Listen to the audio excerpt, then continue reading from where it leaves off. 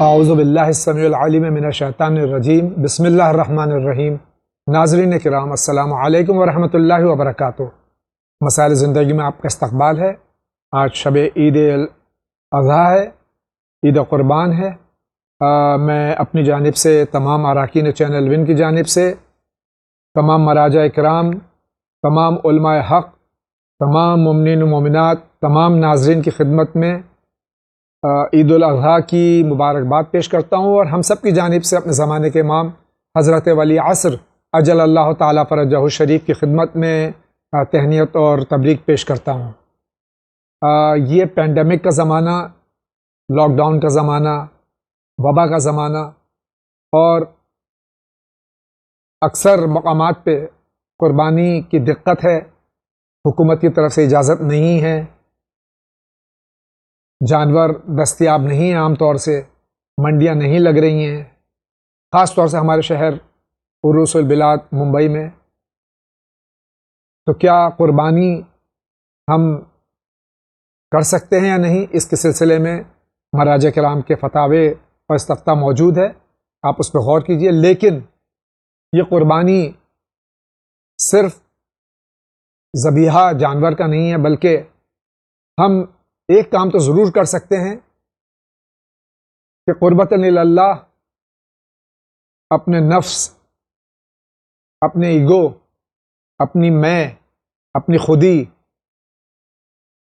اپنا تکبر، اپنا گھمنڈ، اپنا نفس امارہ، اس کی قربانی تو ضرور دے سکتے ہیں۔ یقین جانیے، یہ قربانی جس کو حضرت ابراہیم اور حضرت اسماعیل علیہ السلام نے انجام دیا تھا، اور ذبح عظیم کے لیے اللہ نے اس کو اٹھا رکھا تھا، اور ذبح عظیم سید الشہداء حضرت امام حسین علیہ السلام ہیں۔ تو یہ قربانی ہم کو اس بات کی طرف مبذول کراتی ہے ہمارا ذہن کہ ہم ہر طرح سے اللہ کی راہ میں قربانی دینے کے لیے تیار رہیں، لیکن وہ قربانی، جیسے کہ میں نے عرض کیا، یہ قربانی اپنے نفس کی، نفس امارہ کی، اپنی خودی کی، اپنی میں کی، اپنے ایگو کی، اپنے گھمنڈ کی، اپنے گناہوں کی قربانی دیں تاکہ اللہ سے قربت حاصل کر سکیں۔ آئیے اسی کے ساتھ میں اعلان کرتا ہوں کہ آج ہمارے اسٹوڈیو مہمان ہیں حجت الاسلام جناب مولانا ذیشان حیدر صاحب زیدی۔ ہم ان کا استقبال کرتے ہیں اور جو سوالات آپ نے بھیجے ہیں ان کی خدمت میں پیش کرتے ہیں۔ میں محمد ظفر زیدی علی گڑھ سے بول رہا ہوں۔ مولانا صاحب جاوید بھائی السلام علیکم۔ سرکار، آپ کے درمیان میرا سوال یہ تھا کہ سورہ انعراف جو ہے، انفال جو ہے، یہ نصف کی جمع ہے، اور نصف کے معنی مختلف مفسرین نے مختلف اطلاق سے لیے ہیں۔ کسی نے نصف کے معنی دیے ہیں مال غنیمت، کسی نے لیے ہیں کہ وہ پراپرٹی جس سے کسی بشر کا اختیار نہ ہو، یا وہ مال غنیمت جو جنگ میں جناب رسول خدا کو مل رہا۔ تو یہ میں چاہتا تھا کہ جو آپ کی روایتی تفسیر ہے ہمارے امام کی، تو اس میں انہوں نے انفال کو کس انداز سے لیا ہے، کیا اس کی آپ وضاحت کر سکتے ہیں؟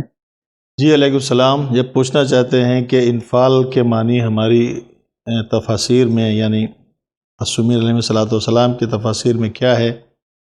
دیکھیے، انفال جو لفظ ہے اس سے معنی فائدے سے مراد ہے۔ اس میں جس طرح سے خمس کے سلسلے میں بات ہوتی ہے تو 7 چیزیں اس میں جو آتی ہیں، ان سب چیزوں کا تعلق جو ہے فائدے سے ہے، اور مختلف لوگوں نے مختلف طریقے سے اس کا ذکر کیا ہے۔ مثلا مال غنیمت بھی کہا ہے، فائدہ بھی کہا ہے۔ اس کو اگر آپ جو ہے اجمالی طور سے دیکھیں گے تو جتنی بھی چیزیں جن پر خمس واجب ہے، وہ سب چیزیں انفال کے معنی میں آتی ہیں، جس کو فائدہ کے معنی میں اور نفع کے معنی میں ہماری تفاسیر میں موجود ہے۔ جی دیکھیں آگے کیا پوچھتے ہیں، اگلا سوال کیا ہے؟ میں یو پی مظفر نگر سے حیدر رضا بات کر رہا ہوں۔ چھٹے امام میں صادق علیہ السلام کی ایک حدیث بیان کرتے ہیں جس میں انہوں نے فرمایا کہ جو 4 چیزوں کو نہ مانے وہ ہم میں سے نہیں ہے۔ اس میں ایک عذاب قبر ہے، ایک معراج ہے، ایک سوال منکر نکیر ہے، ایک شفاعت امام ہے۔ میں دوسری حدیث یہ ہے کہ جو انسان محبت والے محبت کی محبت میں مر جائے وہ شہید مرتا ہے، بخشا ہوا مرتا ہے، फिर सवाल यह है कि ये दोनों हदीसें आप उसमें कैसे मेल करती, अज़ाब कब्र क्या है और बख्शिश का मतलब क्या है, अगर बता दी तो मेहरबानी होगी। शुक्रिया। अस्सलाम वालेकुम। जी अलैहि सलाम। इनका सवाल है कि अज़ाब कब्र क्या है और बख्शिश का मतलब क्या है, कि जबकि एक इमाम अलैहिस्सलाम की हदीस इन्होंने बयान फरमाई जो किसी से सुनी होगी इन्होंने, कि जिसमें इमाम ने फरमाया कि कोई चीज़ें हैं जिनको मानने से कोई इनकार करे, 4 चीज़ों का ज़िक्र किया है, तो फिर वो हम में से नहीं है। एक उसमें अज़ाब कब्र भी है और एक बख्शिश का सिलसिला भी है। तो असल में ये पूछना चाहते हैं अज़ाब कब्र क्या है, और दूसरी बात इन्होंने जो बात कही है वो ये कि शहीद जो दुनिया से जाते हैं, बख्शे हुए दुनिया से जाते हैं, उनसे अज़ाब कब्र का सिलसिला क्या है। तो ये मसला ये है कि शहादत एक अलग मर्तबा अपनी जगह पे है, अज़ाब कब्र का सिलसिला अपनी जगह पे है, लेकिन उसमें इमाम की जो हदीस इन्होंने बयान की उसका मतलब ये नहीं है कि किससे किया जाएगा और किससे नहीं किया जाएगा। बस उनका मतलब ये है कि अगर इसका अक़ीदा नहीं रखता, यानी सवाल मुनकर व नकीर का अक़ीदा नहीं रखता, जैसा कि हम जब किसी को दफनाते हैं तो तिलकीन पढ़ते हैं, उसे बाकायदा कहते हैं कि जब सवाल करेंगे तो ये कहना, ये कहना, ये कहना, ये भी मासूम से आई है। तो इसका मानना, इसका ऊपर अक़ीदा रखना और यकीन रखना ये अलग मसला है। किससे किया जाएगा किससे नहीं किया जाएगा एक अलग मसला है। शफ़ाअत का मानना, यानी क़यामत के दिन खलाक़ आलम ने कुरान मजीद में जैसा कि ज़िक्र किया है कि कोई किसी की शफ़ाअत नहीं करेगा मगर वो लोग कि जिनको इजाज़त दी जाएगी। तो ये शफ़ाअत के अक़ीदे का रखना, शफ़ाअत के बारे में मानना और उसका अक़ीदा रखना, ये एक अलग चीज़ है। किसकी होगी किसकी नहीं होगी, यहाँ पर यह मौज़ूअ बहस नहीं है। मौज़ूअ बहस ये है कि इन चीज़ों का मानना, यानी मुनकर व नकीर का सवाल होगा ये मानना, कब्र का अज़ाब होता है ये मानना, शफ़ाअत का सिलसिला है ये मानना, ये एक जो है अक़ीदा रखना ये ज़रूरी है। इसकी तरफ इमाम ने इशारा किया है। अब ये अलग मसला है कि किससे पूछा जाएगा किससे नहीं पूछा जाएगा, कौन अज़ाब कब्र में मुब्तला होगा कौन नहीं होगा, ये एक अलग मौजू है, इसके ऊपर अलग बात होगी। आपके सवाल का जवाब यही है। देखिए अगला सवाल क्या है। अस्सलाम वालेकुम मौलाना साहब, अस्सलाम वालेकुम। मेरा नाम है मुदस्सिर ज़ैदी, मैं मुजैरा सादात महल से बोल रहा हूँ। मुझे दौरा बचपन से छोटा सा था, मैं जब से 2 साल का था मैं तब से मुझे दौरा करता आ रहा है। मैं तो लगभग 19 साल का हो चुका हूँ। अब जो काम भी सीखता हूँ मैं, इसमें मेरा मन ही नहीं करता काम सीखने का। जो मैं काम सीखना चाहता हूँ वो उसके लिए तो ये दुआ बता दीजिए कि मैं जो पढ़ लिख कर कामयाब हो जाऊँ। मोबाइल में बता दीजिए कि ऐसे जो मोबाइल में डाउनलोड करकर रिकॉर्डिंग की तरह चल जाए, मैं दुआ पढ़कर मैं पास पढ़ लूँ और कोई अच्छी सी रिकॉर्डिंग बताइए। जी वालेकुम सलाम। इनका सवाल मेरे ख़्याल से ये है कि ये इनको दौरे पड़ते हैं बचपन से, शायद उसके लिए कुछ पूछना चाहते हैं कोई दुआ। बेहतर ये है कि आप सूरह रहमान को सुने भी और पढ़ें भी, और उसको पढ़ने के बाद उसका पानी दम करके पिएँ। इंशाअल्लाह मैं दुआ करता हूँ आपकी बीमारी खुदा जल्द से जल्द दूर करे, आपको शफ़ा फरमाए। अगला सवाल। अस्सलाम वालेकुम जावेद भाई और मौलाना साहब, हालत हाजरा पर कुछ सवाल है और माह मुहर्रम अय्याम अज़ा करीब है। कुछ सवाल है कि अय्याम अज़ा करीब है और दुश्मन इस्लाम आज़ादारी पर एतराज़ करना शुरू कर देते हैं। इस विंग चैनल से माशाअल्लाह काफ़ी जवाब दिया जा चुका है, मगर फिर भी कोरोना वायरस इंशाअल्लाह दुनिया से ख़त्म हो जाएगा, मगर शिया हजरात पर जो इल्ज़ामात का वायरस है इसको कैसे ख़त्म किया जाए, जबकि कुरान कह रहा है कि वातसमू बिस्मिल्लाहिर्रहमानिर्रहीम वातसमू बिहब्लिल्लाहि जमीअन वला तफर्रकू, अल्लाह की रस्सी को मजबूती से थाम लो और आपस में तफरका ना पैदा करो। और दूसरी आयत कुरान की कह रही है कि इन्नमल मोमिनीन इख्वा, मोमिनीन आपस में भाई भाई है। इस आयत की रोशनी में मगर शिया हजरात पर जो इल्जामत का वायरस है इसको कैसे ख़त्म किया जाए। सबसे बड़ा वायरस शिया हजरात हज करने करबला जाते हैं, शियों ने ही इमाम हुसैन अलैहिस्सलाम को कत्ल किया और इनका मातम करते हैं और बेचारे तौबा करते हैं, आशिर मुहर्रम 10 तारीख को रोते हैं और मातम में कहते हैं कि या हुसैन हम न थे, और अपने बच्चों को भी वो कहते। जी वालेकुम सलाम। आपके सवाल में एक सवाल में बहुत सारी चीज़ें सवाल में शामिल हैं और आप मेरे ख़्याल से कुछ बताना भी चाहते हैं। देखिए जहाँ तक एतराज़ात की बात है, एतराज़ात तो होते रहते हैं, उनका जवाब भी दिया जाता रहता है। जैसा कि आपने ख़ुद एतराफ़ किया है कि यहाँ चैनल विन से बहुत बार जो है اعتراضات کا جواب دیا گیا ہے۔ مسئلہ یہ ہے کہ جواب اس کو مفید ہوتا ہے کہ جو یہ چاہتا ہے کہ مجھے تسلی بخش جواب ملے اور مجھے سیٹسفائی کیا جائے، لیکن جو یہ چاہتا ہے کہ خالی بحث کرے اور اس چیز کی طرف جو ہے خالی دوسرے پر الزام لگائے، اس کے لیے جواب کے کوئی معنی نہیں ہوتے ہیں۔ رہی بات عزاداری کے سلسلے میں، عزاداری ہوتی ہے، ہوتی آئی ہے اور ہوتی رہے گی، اس کے اوپر جو اعتراضات ہیں ان کے جوابات بھی دیے جا چکے ہیں، بہت بار دیے جا چکے ہیں اور وہ دیے جاتے رہے ہیں۔ اور رہی بات اس کے بعد جو آپ نے فرمایا کہ کچھ لوگ کہتے ہیں انہوں نے قتل کیا، اچھا یہ تو وہ کہتے ہیں ماتم کرتے ہیں تاکہ ان کے گناہ کم ہو جائیں، یہ نہیں دیکھتے کہ یہ قاتلان حسین پہ لعنت بھی کرتے ہیں۔ تو پھر جب اگر انہوں نے قتل کیا ہے تو قاتلان حسین پہ جب یہ لعنت کرتے ہیں تو پھر کسی کو برا بھی نہیں لگنا چاہیے، وہ کرتے ہیں اگر انہوں نے ایسا کیا ہے۔ بہرحال یہ اس کے کتابیں ہیں بہت ساری جن کا اس کا جواب دیا جا چکا ہے، اب ان کتابوں کی طرف رجوع کریں، جس کو اور چاہیے وہ بھی ان کتابوں کی طرف رجوع کرے۔ بسم اللہ، اگلا سوال۔ بھائی السلام علیکم، میرا سوال یہ ہے، میں یہ پوچھنا چاہتا ہوں کہ کوئی شرابی ہے، میں جانتا ہوں کہ شراب کا ہے اور وہ بھیک منگانے آتا ہے، تو کیا اس کو بھیک دینی چاہیے یا نہیں؟ اس بارے میں بتائیے۔ جی وعلیکم السلام ورحمۃ اللہ۔ آپ نے پوچھا ہے کہ جو شرابی ہے اس کو اس کی مدد کرنا چاہیے پیسے کے ذریعے سے یا بھیک مانگ رہا ہے اس طرح سے۔ دیکھیے شریعت میں شراب پینے والے کی مدد کرنے کا حکم یہ ہے کہ اگر آپ کی اس کے شراب پینے میں مدد ہوتی ہے تو بالکل نہیں کرنا چاہیے۔ جو مدد ہوتی ہے، جو حقوق ہوتے ہیں، جو عطیے ہوتے ہیں، وہ مستحقین کے لیے ہوتے ہیں۔ مستحقین کے یعنی جو حلال چیز میں یا رزق و روزی کے سلسلے سے ان کو کھانے پینے میں مدد کرنا، شراب پینے میں مدد کرنا، چونکہ وہ حرام ہے، حرام چیز کیا کرنا، اس پہ مدد کرنا، یہ سب جو ہے منع ہے، اس لیے اس کو اوائڈ کریں۔ اور اگر ایسا یقین ہے کہ یہ آپ کے پیسے سے شراب پیے گا تو آپ اس کی مدد نہ کریں۔ جی اگلا سوال۔ جی میں محبت بول رہا ہوں دلی سے۔ ایکچولی مجھے 2 سوال پوچھنا تھا جاوید بھائی سے کہ یہ جناب حضرت مطلق کی کتنی اولادیں تھیں، ان کے کیا کیا نام تھے، اور دوسری بات یہ کہ جناب ابو طالب حضرت علی کی کتنے بچے تھے اور ان کی کتنی اور کتنے ان کی بیٹیاں اور بیٹے تھے۔ اس کا سوال کا جواب دیتی مہربانی، بہت بہت شکریہ۔ السلام علیکم۔ جی وعلیکم السلام محمد صاحب، آپ نے جناب عبد المطلب علیہ السلام کی اولاد کے بارے میں ذکر کیا۔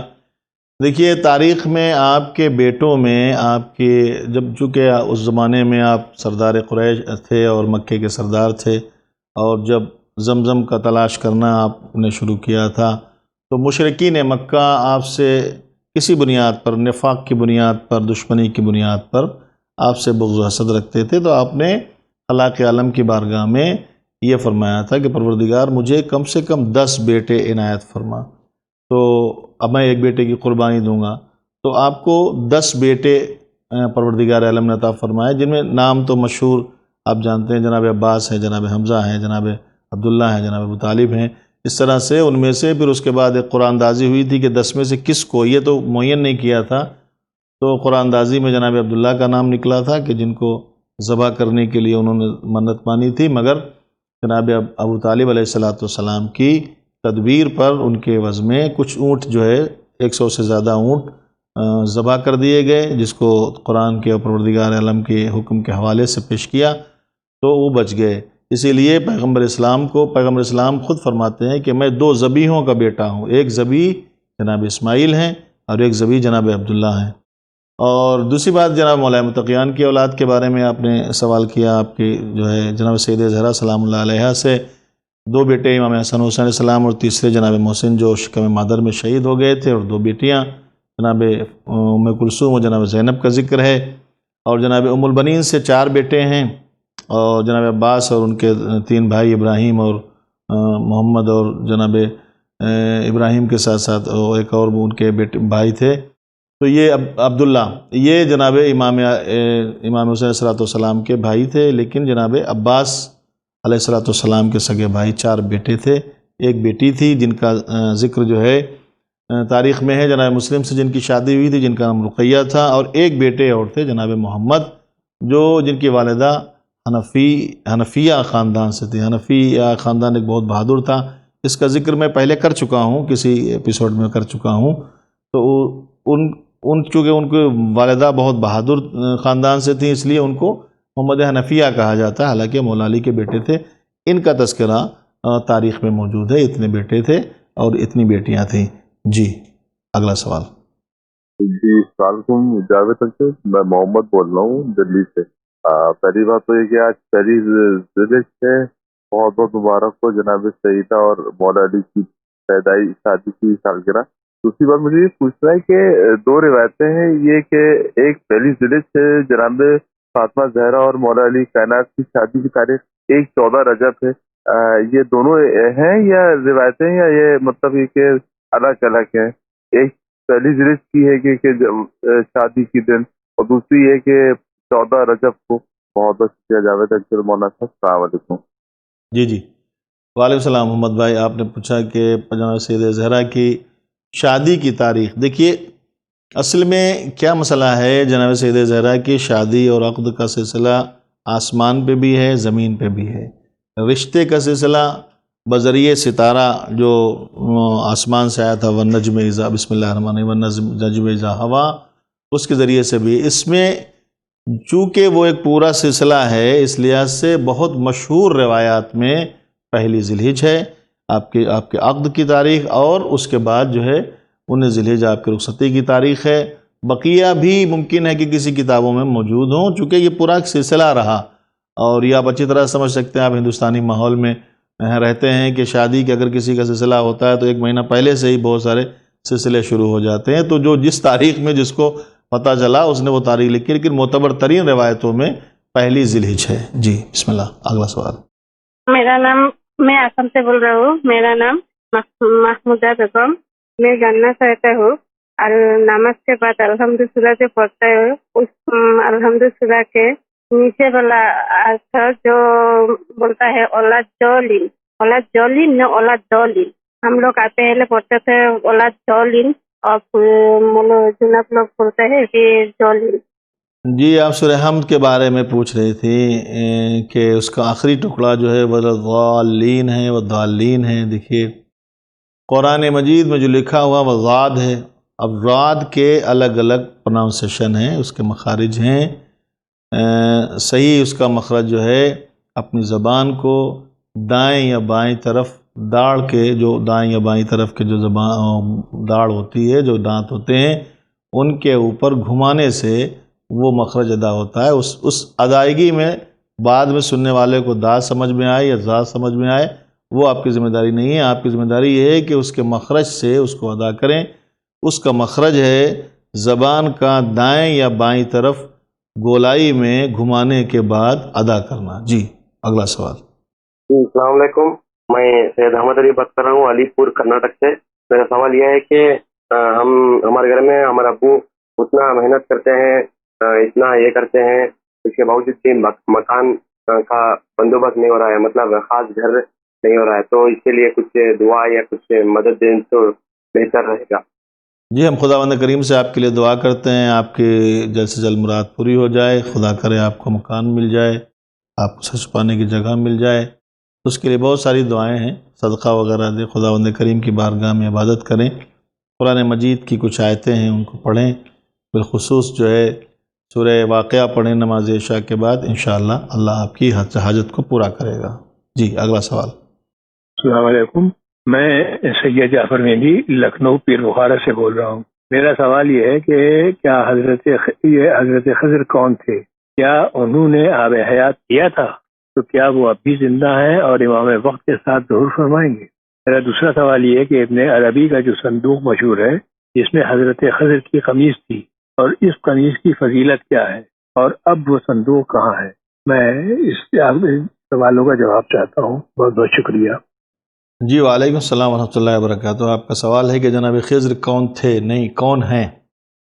جناب خضر علیہ السلام خداوند کریم کی طرف سے وہ برگزیدہ ہستی اور اللہ کی طرف سے سلسلہ ہدایت کی ایک بہت مشہور اور معروف اور معتبر کڑی ہیں کہ جو جناب موسیٰ علیہ السلام کے زمانے میں باقاعدہ ظاہر تھے اور حضرت موسیٰ علیہ السلام کو ان کے پاس سیکھنے کے لیے پروردگار عالم نے جو ایک علم تھا، علم مخصوص جسے علم غیب کہتے ہیں، بھیجا تھا، اور وہاں گئے بھی تھے۔ وہ پورا واقعہ قرآن مجید میں موجود ہے۔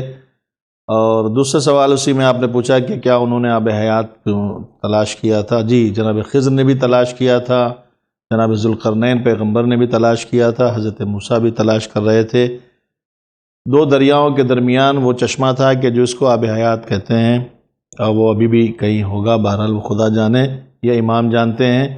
جناب خضر نے اس سے پیا تھا، اور یقیناً اس کی وجہ سے وہ آج بھی باحیات ہیں، اور وہ مختلف موقعوں پر جو ہے جناب امام حسن علیہ السلام، امام حسین علیہ السلام، مولا متقیان حضرت امیر المومنین علی بن ابی طالب علیہ السلام یا پیغمبر اسلام کی خدمت میں تشریف لایا کرتے تھے۔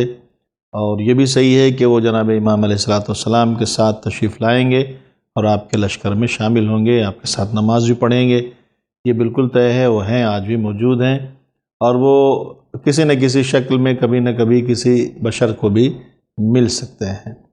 دوسرا سوال اس میں آپ کے فرمایا کہ آپ کا ایک صندوق اور آپ کی قمیض کا تذکرہ ہے۔ اصل میں وہ آپ قمیض جو ہے، جو اس کا جو ذکر ہے، اس کو میں آپ کو حوالہ بھی دے دوں۔ وہ شاہ عبدالحق دہلوی نے اپنی کتاب میں اس کو جو ہے ذکر بھی کیا ہے کہ وہ ان کی قمیض نہیں، اصل میں وہ خرق خلافت کا ایک تذکرہ ہے کہ ایک خرق خلافت تھا، ایک خلافت کی قمیض، کہ جو پیغمبر اسلام کو اس وقت جو ہے معراج کے بعد واپسی میں خلاق عالم نے عطا کیا، وہ صندوق جس میں جناب خضر کا بھی تذکرہ ہے کہ آپ بھی وہاں موجود تھے، اور آپ نے جو ہے اس کو لیا پیغمبر نے، اور لانے کے بعد اس قمیض کو اپنے اصحاب کو دینا چاہا، اور جس نے بھی خواہش ظاہر کی اس سے پیغمبر نے ایک سوال کیا کہ آپ اس کو کیا کریں گے، تو کسی نے کچھ، بہرحال وہ تفصیل کا وقت نہیں ہے، بتایا، اور سب پیغمبر نے کہا اجلس مکانک، اپنی جگہ بیٹھ جاؤ، تمہارے لیے یہ نہیں ہے، تمہارے لیے یہ نہیں ہے، تمہارے لیے یہ نہیں ہے۔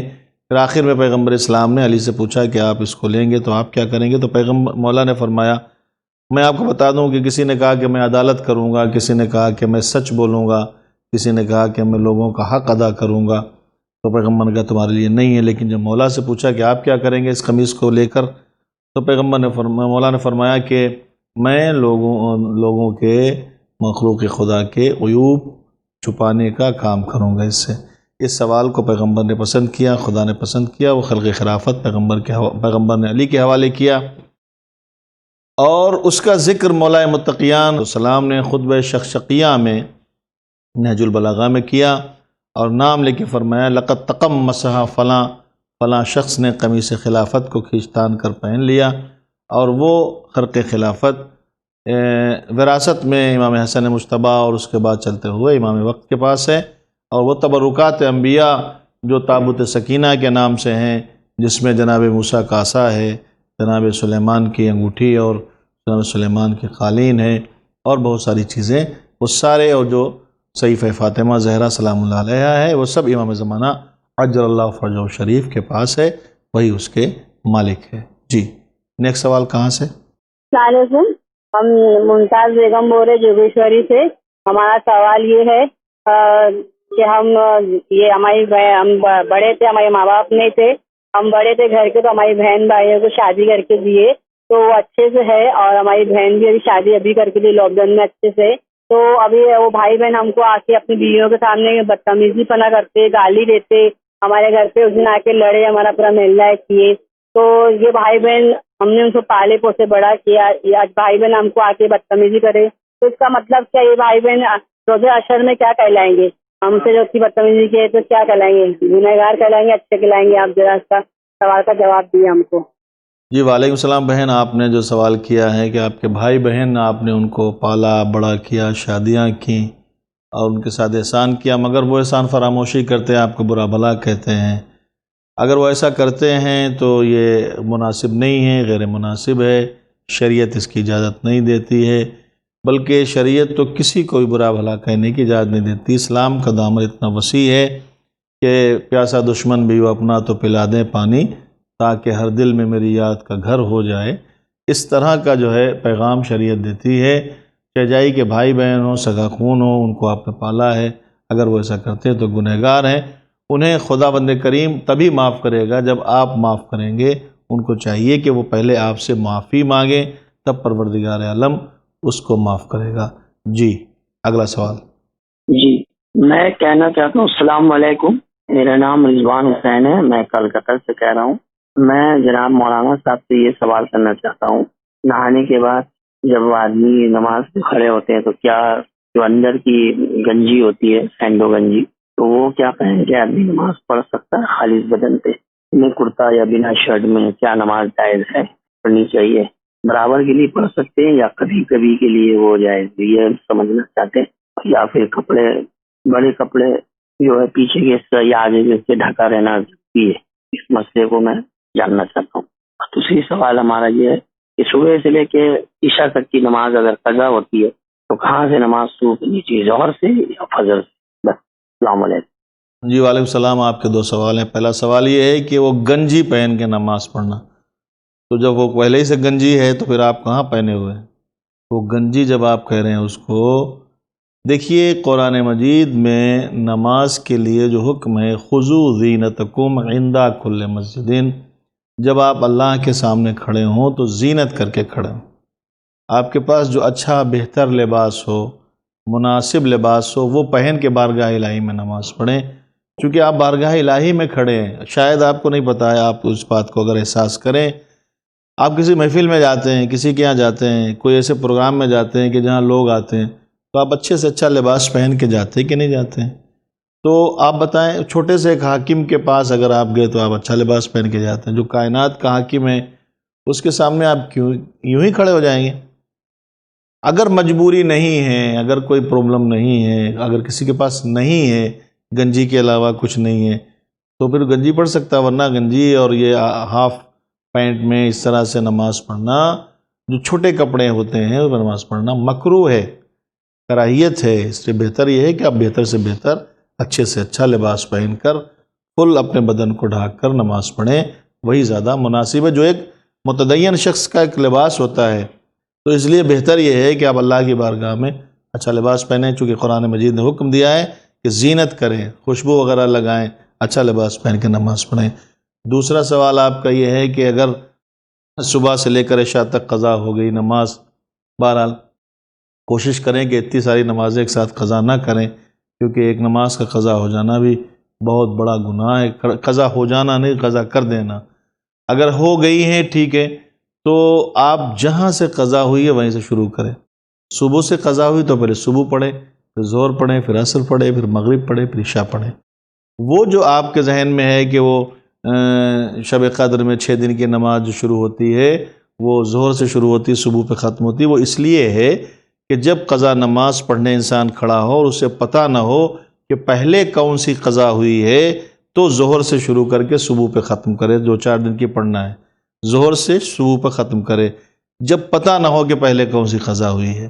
کیوں؟ اس لیے کہ جب نماز واجب ہوئی تھی تو پہلے ظہر سے واجب ہوئی تھی، لیکن جب پتہ ہے کہ پہلے کون سی قضا ہوئی ہے تو جہاں سے پہلے سے قضا ہوئی ہے وہیں سے شروع کریں۔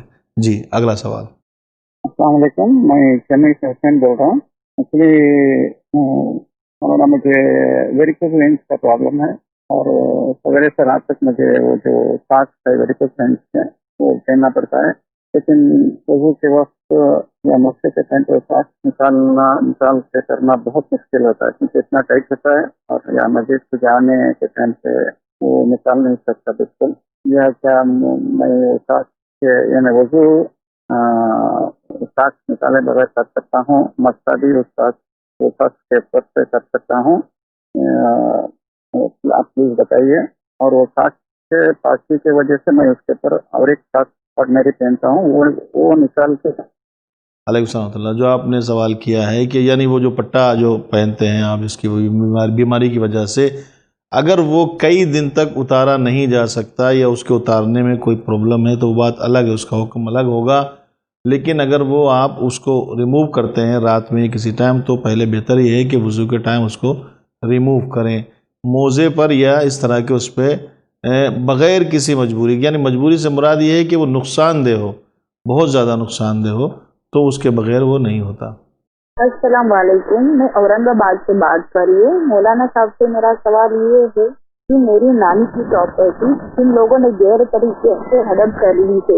ان لوگوں کا دعویٰ یہ ہے کہ میرے نانا نانی نے ان کو پراپرٹی دی ہے، تو لیکن ہم نے جو ڈاکومنٹ دیکھے خریدی خط دیکھا ہے تو اس پہ نہ تو میرے نانا سے دستخط ہے نہ میرے نانی سے، تو انہوں نے غیر طریقے سے وہ پراپرٹی ہڑپ کر لی ہے۔ تو وہ پراپرٹی کو پھر سے پانے کے لیے میرے ماں اور میں نے کورٹ میں دعویٰ رکھا ہے، تو اس زمین کو پھر سے پانے کے لیے میں کون سا وظیفہ بولوں؟ پلیز مولانا صاحب مجھے بتا دیجیے، شکریہ۔ جی، آپ کے سوال کو میں نے سنا، وعلیکم السلام ورحمۃ اللہ، کہ آپ کی پراپرٹی کسی نے ناجائز طریقے سے لے لی ہے۔ دیکھیے، کسی کی بھی کوئی 1 انچ زمین بھی کسی کی ناجائز طریقے سے لینا شریعت اس کی اجازت نہیں دیتی ہے، اور یہ غصب ہے، اور غاصب کے لیے پروردگار عالم نے سزائیں رکھی ہیں، جنہوں نے لی ہے وہ دے دینا چاہیے۔ اور آپ نے پوچھا ہے کہ اس کا میں وظیفہ کیا کروں۔ دیکھیے، وظیفے تو خیر بہرحال دعائیں برگہ الہی میں ہوتی ہیں، خدا سے دعا کریں، لیکن اس کے لیے آپ قانونی کارروائی کریں۔ قانونی کارروائی سے اس کو آپ اپنی زمین اور اپنا حق، قانون ہمارا جو ہے ہمارا ساتھ دیتا ہے، وہ قانون کے تھرو جو ہے ان سے آپ کانٹیکٹ کریں جنہوں نے لیا ہے، چونکہ انہوں نے بھی قانونی طور سے غلط جو ہے، جیسا کہ آپ فرما رہی ہیں کہ غلط طریقے سے انہوں نے پیپر بنایا، ایسے ہی آپ قانون کا سہارا لے کے ان سے فائٹ کریں اور عدالت میں جائیں، وہ جو بھی ہے اس طرح سے کریں۔ دعاؤں میں پروردگار عالم کی بارگاہ میں دعا کریں، بالخصوص 2 رکعت نماز حاجت پڑھ کے اللہ سے دعا کریں، انشاءاللہ آپ کا کام ہو جائے گا۔ جی، اگلا سوال۔ السلام علیکم، میرا نام سید ریاض سنجافی، آل انڈیا غدیر موبائلہ فاؤنڈیشن کی طرف سے ساری دنیا کو عید غدیر، عید موبائلہ مبارک ہو۔ اور کچھ اس ضمن میں ساری زندگی میں سوالات ہے۔ مولانا اور جاوید بھائی، مولا علی علیہ السلام کو ولایت غدیر میں ملی، پھر اول ما خلق اللہ نوری ہے، مولا کے معنی بتائیں۔ برادران سنت کی کتابوں میں دوست کے معنی نے یہ لکھا ہے، یعنی ولی کے معنی، مولا کے معنی دوست لکھا ہے، اور حضور پاک صلی اللہ علیہ وآلہ وسلم نے غدیر خم کے میدان میں 18 ذوالحجہ کو مولا علی علیہ السلام کو مومنین کا دوست بنایا یا مولا بنایا؟ کیا معنی ہے؟ غدیر کے دن جس صحابہ کرام نے مولا علی علیہ السلام کو مولا کی مبارکباد پیش کی تھی وہ کون تھے؟ ان کے نام جنہوں نے بخن بخن کہہ کر مبارکباد دی تھی، اور وہ کس معنی میں تھی؟ اور حارث بن نعمان سحری نے جو اعتراض کیا تھا تو وہ مولا کے کیا معنی سمجھتا تھا، وہ بیان فرمائے، اور اس پر جو عذاب آیا تھا وہ قرآن میں کون سی آیت ہے؟ شکریہ، خدا حافظ۔ وعلیکم السلام برادر، آپ نے جو سوال فرمایا ہے کہ غدیر میں مولا کو ولایت غدیر میں ملی ہے، اصل میں مسئلہ یہ ہے کہ جس طرح پیغمبر اسلام حضور خطی مرتبت حضرت احمد مجتبیٰ محمد مصطفیٰ صلی اللہ علیہ وآلہ وسلم کو رسالت 40 سال بعد نہیں ملی، اسی طرح سے مولا متقیان کو بھی غدیر میں نہیں، بلکہ وہ اول ما خلق اللہ نوری کی بنیاد پر حضرت آدم کی خلقت سے پیغمبر اسلام کی اس حدیث کے مطابق کنت نبی و آدم بین الماء والطین، میں اس وقت بھی نبی تھا جب آدم مٹی اور پانی کے درمیان تھے۔ یہ حدیث اس طرح سے آئی ہے، حضرت ابوذر علیہ السلام سے بھی روایت ہے کہ پیغمبر اس کو مسجد میں بار بار بیان کر رہے تھے، تو اصحاب سوچے تھے پتہ نہیں پیغمبر کیوں اس حدیث کو ریپیٹ کر رہے ہیں، تو کنت نبی و آدم بین الماء والطین 1 بار 2 بار 3 بار ریپیٹ کیا، تو اصحاب تعجب میں تھے کہ بار بار پیغمبر اس کو کیوں ریپیٹ کر رہے ہیں۔ اتنے مولا متقیان حضرت امیر المومنین علی بن ابی طالب علیہ السلام تشریف لائے، تو پھر نبی نے اسی کو ریپیٹ کیا، کنت نبی و آدم بین الماء والطین، اور مولا نے فرمایا وکنت ولیم و آدم بین الماء والطین، میں بھی نبی نے فرمایا میں نبی تھا، علی نے فرمایا میں ولی تھا۔ یعنی ولایت جس طرح 40 سال کے بعد رسالت نہیں ملی، اسی طرح ولایت بھی غدیر میں نہیں۔ 40 سال کے بعد رسالت کا اعلان کیا پیغمبر نے اپنی ولادت کے بعد، اسی طرح پیغمبر اسلام نے غدیر میں علی کی ولایت کا اعلان کیا۔ ایک سوال۔ دوسرا سوال یہ مولا کے معنی، دیکھیے مولا کے معنی جو آپ نے بتائے ہیں، لکھے ہیں، یقیناً لکھے ہیں، مولا کے معنی دوست کے بھی ہیں، مولا کے معنی آقا کے بھی ہیں، مالک کے بھی ہیں، ایک جگہ مولا کے معنی غلام کے بھی ہیں، سب جگہ الگ الگ ہیں، ہر جگہ یہ معنی موجود ہیں۔ لیکن جو غدیر میں مولا کا لفظ استعمال ہوا اس کے معنی ہیں آقا، اور مولا کے معنی مالک کے ہیں، کیونکہ اس کا پس منظر یہ بتاتا ہے، خطبے میں پیغمبر اسلام نے فرمایا، تمام اصحاب سے جو سوالات کا مجمع تھا، پوچھا کیا میں تمہارے نفسوں پر اولا نہیں ہوں، کیا تمہارے نفسوں پر تصرف کا حق نہیں رکھتا ہوں؟ تو سب نے کہا بلا یا رسول اللہ، آپ ہمارے نفسوں پر تصرف کا حق رکھتے ہیں۔ اس کا مطلب کیا ہوتا ہے؟ تصرف کا حق رکھنے کا مطلب یہ ہوتا ہے کہ ہم اگر کہہ دیں تو اب تمام چیزوں کو چھوڑ کر ہماری اطاعت واجب ہے، یعنی تصرف کا حق ہماری جان ہماری نہیں ہے، اس کی ہے کہ جس کو تصرف کا حق ہے، جس کو اس کے استعمال کرنے کا حق ہے۔ تو نبی نے کہا آیا کیا تم لوگ اقرار کرتے ہو کہ میں تمہاری جانوں پر تصرف کا حق رکھتا ہوں؟ تو 1.25 لاکھ کے مجمع نے، مسلمانوں نے کہا کہ بلا یا رسول اللہ، آپ صحیح فرماتے ہیں، آپ ہمارے مولا ہیں۔ تو پھر نبی نے فرمایا من کنت مولا ہو فہذا علی المولا، تو جس طرح کا میں مولا ہوں اسی طرح کے یہ علی تمہارے مولا ہیں، یعنی حق تصرف میں بھی رکھتا ہوں، حق تصرف یہ بھی رکھتے ہیں۔ اور پھر ولایت کا جو اگر بات کریں تو قرآن کی نظر میں بسم اللہ الرحمن الرحیم انما ولیکم اللہ ورسولہ والذین آمنوا الذین یقیمون الصلاۃ ویؤتون الزکاۃ وہم راکعون، اللہ ولی ہے، رسول ولی ہیں، وہ ولی ہیں کہ جو عالم نماز قائم کرتے ہیں اور عالم رکوع میں زکوٰۃ دیتے ہیں۔ تو جیسے اللہ ولی ہے ویسے رسول ولی ہیں، ویسے ہی علی کی ولایت ہے۔ تو یہاں پر ولایت کے معنی مالک کے ہیں، یہاں پر ولایت کے معنی دوست کے نہیں ہیں۔ دوست تو مالک ہے، دوست تو ہو گئی، تو یہاں پر ولایت کے معنی مالک کے ہیں۔ اور اگلا سوال غالباً آپ نے فرمایا کہ غدیر میں جو حارث بن نعمان فہری تھا اس کے اوپر عذاب واقع ہوا، وہ اسی مولا کے اعتراض پہ ہوا کہ آپ نے اللہ کو کہا مان لیا، آپ نے اپنی رسالت کو کہا مان لیا، نماز مان لی، روزہ مان لی، اب آپ اپنی جگہ پر علی کو بٹھا رہے ہیں، تو اگر آپ نے اپنی طرف سے کیا ہے تو ہم نہیں مانیں گے، اگر خدا کی طرف سے کیا ہے تو بھی نہیں مانیں گے، تو اللہ ہمارے اوپر عذاب بھیج دے۔ تو اس کے سر کے اوپر ایک پتھر گرا جو اس کو ہلاک کر گیا، حارث بن نعمان فوری، جس کا تذکرہ قرآن مجید کے 30ویں پارے میں، وہ سورہ ہے سائلہ سائل بعذاب الواقع، یہ سورہ شروع ہوتا ہے، یہیں سے اس کا سوال ہے۔ چونکہ پیغمبر اسلام سے پروردگار نے وعدہ کیا تھا کہ میرے حبیب جب تک ان کے درمیان میں رہو گے میں عذاب نہیں بھیجوں گا، لیکن وہاں پاس میں تھا مگر عذاب پروردگار نے بھیجا۔ وہ اس کی وجہ یہ تھی کہ پروردگار عالم نے کہا تھا میں نہیں بھیجوں گا، لیکن اگر کوئی مانگے گا تب بھی ہم نہیں دیں گے، ایسا نہیں ہے۔ اس نے مانگا تھا کہ میرے اوپر عذاب آ جائے تو آ جائے، وہ اسی مولا کو نہ ماننے کی وجہ سے کہ مالک کو مالک نہیں مانیں گے، دوست تو مانتا ہی تھا۔ جی اگلا سوال۔ السلام علیکم، میں سید جعفر مینی لکھنؤ پیر بخارا سے بول رہا ہوں۔ میرا ایک سوال یہ کہ کیا دعا جو بعد نماز مانگی جاتی ہے کیا اپنی ہتھیلیوں کو آپس میں جوڑ کر دعا مانگیں یا ہتھیلیوں کو الگ کر کے دعا مانگیں؟ دعا مانگنے کا طریقہ واضح فرمائیں۔ دوسرا سوال یہ کہ اس طرح دعائے قنوت، اسی طرح دعائے قنوت میں دونوں ہتھیلیوں کو جوڑ کر قنوت پڑھیں یا اس میں بھی ہتھیلیوں کو الگ الگ کر کے قنوت پڑھیں؟ شکریہ۔ وعلیکم السلام ورحمۃ اللہ۔ آپ نے سوال کیا ہے کہ دعا مانگنے میں ہتھیلیوں کو جوڑ کے دعا مانگیں یا ہتھیلیوں کو کھول کے دعا مانگیں۔ دیکھیے، نہ سوال جوڑنے کا ہے نہ سوال کھولنے کا ہے، دعا کا تعلق دل سے ہے، اور اگرچہ زبان سے بھی نہیں ہے مگر زبان اور دل کے تاروں کا جڑنا یہ دعا ہے۔ دعا کا تعلق دل سے ہے، وہ ہاتھ جڑے ہوئے ہوں یا ہاتھ کھلے ہوئے ہوں تب بھی یہ جو دعا کی کیفیت ہے، ہاتھ جوڑ کے دعا مانگنا، یہ کیفیت ہے، یہ ایک صورت ہے، لیکن اصلاً دعا کیا ہے؟ آپ کے دل سے نکلے ہوئے رموز اور دل سے نکلے ہوئے الفاظ ہیں جو آپ کی زبان اور دل کے تاروں کو جب ملاتے ہیں تو دعا قبول ہوتی ہے۔ تو یہ ایک طریقہ بتایا گیا ہے کہ بھائی آپ اس طرح سے دعا مانگیں۔ اگر دعا مانگیں تو ہاتھ اس کے الگ الگ طریقے ہیں کہ بھائی آپ دعا ترقی کی مانگ رہے ہیں تو چہرہ کے سامنے ہو، اور جو ہے کسی بیماری سے بچنے کی مانگ رہے ہیں تو تھوڑا سا اور اوپر ہو، فریاد کے لیے جب دعا کر رہے ہیں تو ہاتھوں کو اور بلند کر کے دعا مانگیں۔ یہ طریقے بتائے گئے ہیں، یہ مطلب یہ صورت بتائی گئی ہے، لیکن دعا کا تعلق دل سے ہے۔ دعائے قنوت کی جہاں تک بات ہے تو اس کے لیے ہتھیلیاں جڑی رہیں اور نگاہ آپ کی دونوں چھوٹی انگلیوں پہ رہے تاکہ آپ ادھر ادھر بہکنے نہ پائیں۔ یہ ایک جو ہے صورت ہے دعا کی، وگرنہ دعا دل سے نکلے ہوئے الفاظ کا نام ہے، اگر ہاتھ نہیں بھی اٹھے تب بھی دعا ہو جاتی ہے۔ جی اگلا سوال۔ السلام علیکم، میں مرشد آباد سے شباب عالم بول رہا ہوں۔ میرا سوال ہے کہ کیا شریعت میں کتنے روپیہ تک सामान बेचना जायज है? और 1 रुपया खरीदा हुआ चीज कितना रुपये में बेचना सही रहेगा? मैं एक बिजनेस करता हूँ। जी वालेकुम सलाम व रहमतुल्लाह।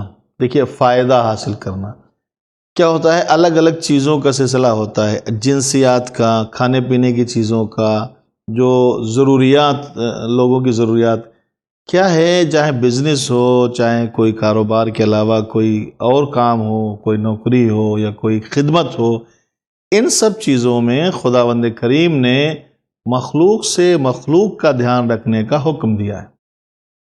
खाने की चीज़ें हैं, ये लोगों की ज़रूरत की चीज़ें हैं, रोज़मर्रा के इस्तेमाल की चीज़ें, रोज़मर्रा के इस्तेमाल की चीज़ें लोगों तक फ़राहम हो सकें, इसलिए उसमें बहुत मुख्तसर फ़ायदा जो आप ले तो बहुत ज़्यादा फ़ायदा न लें कि बहुत ज़्यादा, मसलन 1 रुपये की चीज़ आप 10 रुपये की बेचें, ऐसा जो है बेहतर नहीं है, ऐसा ममनू है। हालांकि इमाम जाफ़र सादिक़ अलैहिस्सलाम के सिलसिले से एक वाक़या है कि आपके ग़ुलाम ने इस तरह के किया था कि जब गल्ला बहुत ज़्यादा ख़त्म हो गया तो उसने ज़्यादा दामों पर बेच दिया, तो इमाम नाराज़ हो गए कि नहीं, ये खाने पीने की चीज़ें हैं, मुसलमानों की ज़रूरत की चीज़ें हैं, लोगों की मखलूक की ज़रूरत की चीज़ें, खाने पीने की चीज़ें, उनमें ज़्यादा फ़ायदा नहीं लेना चाहिए। बकिया और चीज़ें हैं, उनके लिए अलग मसाइल हैं, लिहाजा कम से कम फ़ायदे पर उसको फ़रोग़ करें कि जो लोगों की ज़रूरत की चीज़ें हैं। जी, अगला सवाल। अस्सलामुअलैकुम, कलकत्ता बर्धमान से हूँ। मुहर्रम अगर शरीफ हम मानते हैं, करते भी है, तो बोलते हैं क्या शरीक है? हाफिज मौलाना बोलते शरीक है, तो बताना ज़रा। खुदा हाफिज। जी वालेकुम सलाम। देखिए, आपने बड़ी अच्छी बात कही कि आप मुहर्रम मानते भी हैं, मुहर्रम करते भी हैं। असल में मुहर्रम है क्या? जैसे जबकि आप ये करते हैं तो कुछ लोग कहते हैं कि ये शिरक है। बहरहाल वो उनका अपना नज़रिया है, लेकिन मुहर्रम एक पैगम्बर इस्लाम के बेटे नवासे जनाब सैयद ज़हरा के बेटे इमाम हुसैन अलैहिस्सलाम की शहादत की याद है, आपकी मज़लूमी की याद है। उस याद में मातम होता है, उस याद में नौहा होता है, उस याद में आंसू बहाए जाते हैं। तो किसी भी नबी के नवासे की याद मनाना ये शिरक कैसे हो सकता है, जबकि एक नबी के बेटे की याद मनाने के लिए हज पूरा वाजिब है कि नहीं है? हज में भी क्या है, हज में कुर्बानी है, हज में जो है वो सही है, हज में जो है तवाफ़ है, तवाफ़ करते हैं खुदा की मोहब्बत में। सही क्यों करते हैं? सही करते हैं कि जनाब हाजरा दौड़ी थी, भाई हाजरा दौड़ी थी, आपसे क्या लेना देना? करें नहीं, वो एक माँ की बेकरारी की याद है, तो वो हज सही माँ की बेकरारी की याद है, मातम बहन की बेकरारी की याद है। कुर्बानी का जानवर उसकी मोहब्बत से उसको चूमते हैं, उसको ले जाते हैं, कुर्बानी देते हैं, जानवर काटते हैं, अब जाके वहाँ जो है मिना में कितनी कुर्बानियाँ दी जाती हैं। कि क्यों है ये? कहा कि एक जानवर आया था, उसकी शबी है ये, उसको काटते हैं। एक नबी की कुर्बानी की याद, वो बच गए थे, हम कुर्बानी करते हैं, तो वो कुर्बानी की याद है, वो मुहर्रम भी कुर्बानी की याद है। फिर उसके बाद जो है आप बहुत सारे अमल करते हैं। तो अगर इब्राहीम के बेटे हज़रत इब्राहीम अलैहिस्सलाम के बेटे हज़रत इस्माईल अलैहिस्सलाम के कुर्बानी की याद मनाना वाजिब है और जायज़ है, तो हुसैन की को याद मनाना क्यों?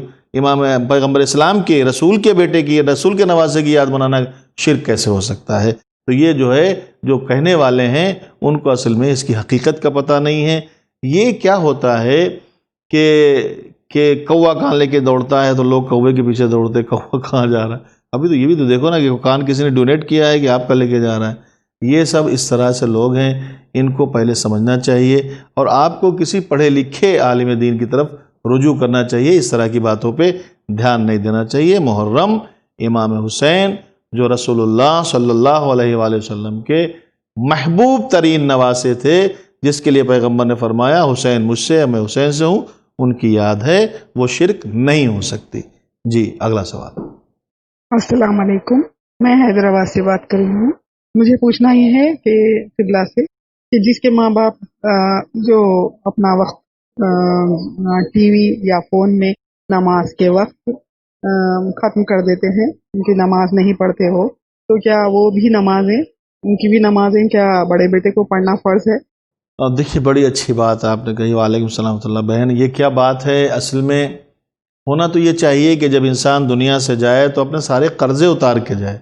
जिस तरह लोगों के कर्ज़े उतारना ज़रूरी है, उससे खुदा के कर्ज़े भी उतारना ज़रूरी है। नमाजें वो क़ज़ा के जो हद मजबूरी क़ज़ा हो गई हों, تو وہ چھوڑ کے جائے. اور ٹھیک ہے نہیں پڑھ پائی تو بڑا بچہ پڑھے گا, لیکن وگرنہ بڑے بیٹے کو جو ہے آپ جو ہے پھنسا کے چلے گئے, زندگی بھر نماز آپ نے نہیں پڑھی, آپ نے مزے کیے, بچے کو پھنسا کے چلے گا, بیچارہ کب تک پڑھے گا. تو اس طرح کی نمازیں قضا ہونے, دیکھیے یہ بچہ تو پڑھے گا جو پڑھے گا, بچے پہ واجب ہے پڑھے گا, لیکن یہ کہ بچہ پڑھنے کے ساتھ ساتھ یہ جو کر کے گئے ہیں نا, ایک تو نماز ادا ہو گئی, لیکن یہ عمل جو کیا ہے جس کی وجہ سے نماز قضا کی ہے, اس کے تو ڈنڈے پڑیں گے نا. وہ ڈنڈے کون روکے گا؟ وہ ڈنڈے تو ان کو کھانا ہی پڑیں گے نا. وہ نماز کے وقت جو دنیا داری کی باتیں کر رہے ہیں, نماز کے وقت جو دوسرے کام کر رہے ہیں, نماز کی قضا ہو سکتا ہے بیٹا پڑھ لے یا پڑھوا لے, لیکن جو وہ عمل ہے جس کی وجہ سے نماز قضا ہوئی ہے, اس کے ڈنڈے کون روکے گا؟ وہ بیٹا تھوڑی جائے گا قبر میں ڈنڈے کھانے کے لیے, وہ ڈنڈے تو پڑیں گے. اس لیے بہتر یہ ہے کہ جانے سے پہلے اپنا قرضہ خود اتار کے جائیں. بحد مجبوری اگر رہ جائے تو بڑے بیٹے پہ واجب ہے. وگرنہ لوگ سوچتے ہیں میں نے ایک بڑا بیٹا پیدا کر دیا, اب میں اپنی زندگی میں نمازیں نہیں پڑھوں, اپنے فریضے ادا نہ کروں, اپنے بیٹے کو پھنسا کے چلا جاؤں کہ میرا بیٹا کرے گا. اب کیا پتہ کرے گا, نہیں کرے گا تو پھر کیا ہوگا؟ بیٹا بھی ضدی نکل گیا تو پھر کیا ہوگا کہ بھائی بیٹا جو ہے کہنے کا کہ میرے باپ نے مجھے پھنسایا تو ہم تو نہیں کرتے, تو آپ کیا کریں گے پھر؟ اس لیے بہتر یہ ہے اپنی قبر کا اہتمام, اپنی محشر کا اہتمام خود کر کے جائیں. اگر کچھ کمی رہ جائے, مجبوراً چھوٹ جائے تو وہ اولاد کر دے گی. اگر اولاد کر دے تو ٹھیک ہے, اگر نہ کرے تو آپ خود ساتھ میں لے کے جائیں. وقت ہو چلا ایک مختصر سے بریک کا, لیکن بریک کے درمیان میں جو باتیں بتائی جاتی ہیں جیسے کہ ہمیشہ عرض کرتا ہوں بہت اہم ہوتی ہیں, آپ اس پہ غور فرمائیے. ابھی حاضر ہوتے ہیں.